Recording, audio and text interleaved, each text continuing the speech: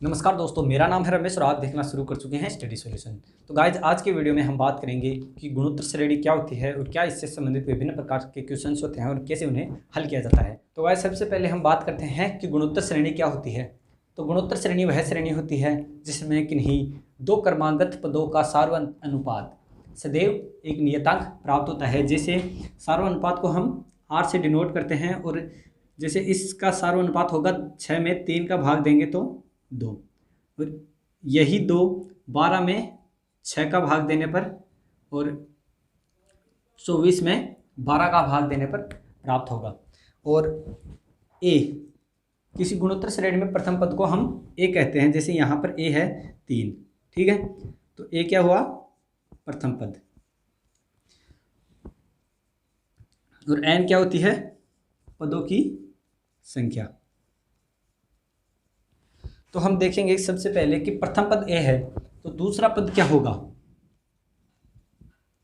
तो दूसरा पद होगा ए आर और तीसरा पद होगा A R square.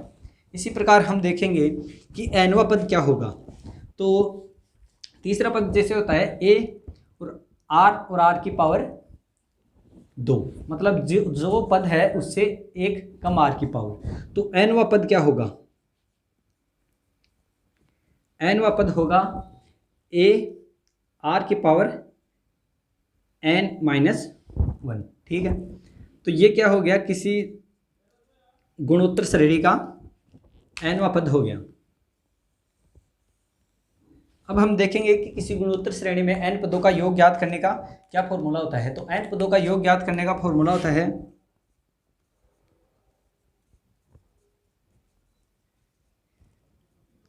S N equal to A R की power N minus 1 upon R minus 1। ये होगा तब जब आर का मान 1 से बड़ा होगा, और आर का मान अगर 1 से छोटा हो तो इसका मान होगा ए कोष्टक 1 माइनस आर की power N upon 1 minus R, ठीक है। तो ये होगा किसी गुणोत्तर श्रेणी में एन पदों का योग ज्ञात करने का फॉर्मूला। अब हम देखें कि किसी गुणोत्तर श्रेणी में अगर अनंत पद दिए गए हो, ठीक है, अगर किसी गुणोत्तर श्रेणी में अनंत पद दिए गए हो तो उसके लिए योग का सूत्र तो अनंत, तो एस एन, ठीक है। तो एस अनंत होगा एन का मान तो क्या होगा? तो होगा ए अपॉन 1 माइनस आर, ठीक है।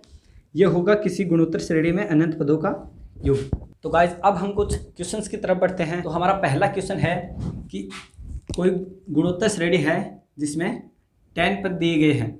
अब इसमें हमें T10 ज्ञात करना है एक तो, और एक क्या ज्ञात करना है S10, ठीक है, मतलब 10वां पद और 10 पदों का योग। तो 10 पहला पद क्या हो गया? A इक्वल टू 3 और R क्या हो गया? 6 में जब 3 का भाग देंगे तो 2, ठीक है। N का मान है यहाँ पर 10। तो हम T10 क्या होगा? T10 होगा ए आर की पावर n माइनस 1। ये फॉर्मूला लगाएंगे Tn, मतलब n पद ज्ञात करने के लिए। तो ये होगा ए का मान है 3, आर का मान है 2 और n का मान है 10 माइनस 1, ठीक है। तो ये क्या हो गया? 3 गुणा ये 2 की पावर 9। तो 2 की पावर 9 का मान क्या होता है? 512। तो ये कितना हो गया? 512 से इसको जब मल्टीप्लाई करेंगे 3 को तो ये आएगा 1536, ठीक है। ये क्या आ जाएगा? 1536। तो ये आ गया T10, मतलब 10वां पद। तो अब हम ज्ञात करेंगे कि इस श्रेणी का S10 मतलब 10 पदों का योग क्या होगा। तो 10 पदों का योग ज्ञात करने के लिए हम फॉर्मूला लगाते हैं ए आर की पावर n माइनस 1, ठीक है, अपॉन आर माइनस 1। तो यहाँ पर हमें ए का मान दिया गया है 3 और आर का मान क्या दिया गया है? 2 और एन का मान 10 माइनस 1 अपॉन 2 माइनस 1, ठीक है। तो ये ठीक है। अब इनका करेंगे तो 3 और 2 की पावर 10 होता है 1024 में से हम 1 माइनस करेंगे बटे 2 में से गए 1। अब ये क्या हो गया? 3 गुणा 1024 में से 1 कम 1023, ठीक है।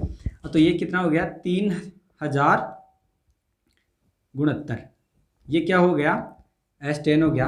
तो हमारा अगला क्वेश्चन है कि हमें किसी जीपी का 7वां पद, किसी गुणोत्तर श्रेणी का 7वां पद उसके चौथे पद का 8 गुना है।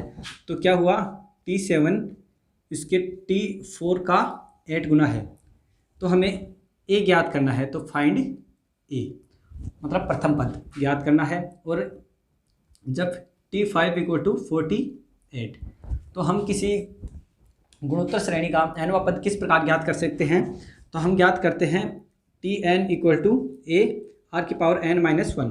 तो 7वां पद क्या होगा, ए आर की पावर 7-1 हो गया 6 इक्वल टू, ये क्या हो गया 8 और ये ए और आर की पावर 4-1 3। ठीक है, अब हम इसे जब सॉल्व करेंगे तो ए से 1 क्रॉस हो जाएगा और 3 घात से 2 घात 6 घात घट जाएगी। तो आर की पावर 3 इक्वल टू 8 आ गया। तो आर का मान क्या प्राप्त हो जाएगा, यहाँ से हमें 2। ठीक है, आर का मान 2 प्राप्त हो गया हमें, और हमें दिया गया है 5वां पद। तो 5वां पद क्या है, ए आर की पावर 5-1 कितना होगा 4 इक्वल टू 48।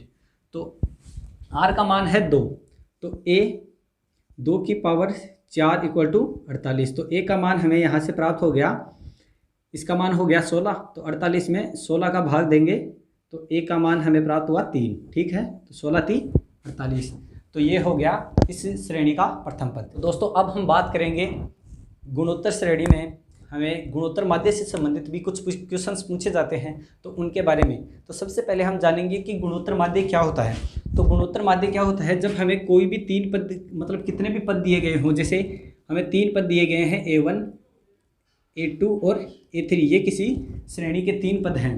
तो हमें इनका जब गुणोत्तर माध्य निकालेंगे तो इनका गुणोत्तर माध्य आ जाएगा, इन सबको अंडर रूट में लिखकर गुणा करेंगे, A1 गुणा A2 गुणा A3, और जितनी संख्याएं हैं रूट पर उतनी संख्या लिख देंगे। ठीक है, अब हमें एक क्वेश्चन दिया जाता है, जैसे हमें एक क्वेश्चन लेते हैं 2, 4 और 8।